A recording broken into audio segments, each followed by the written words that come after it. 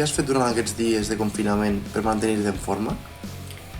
Doncs jo, per mantenir-me en forma, he fet exercici a casa i els dies que he pogut sortir he anat a fora al carrer a córrer i a caminar. Què és el que més trobes a faltar del futbol ara? Estar amb els meus amics i disfrutar de l'aire lliure. Què faràs quan reprenguem els entrenaments? Doncs disfrutar de l'aire lliure que hi ha a tot arreu i jugar als partits que hi hagi. Com valoraries el rendiment del femení aquesta temporada estrenant-se a primera futbol gespa i amb el títol de futbol sala?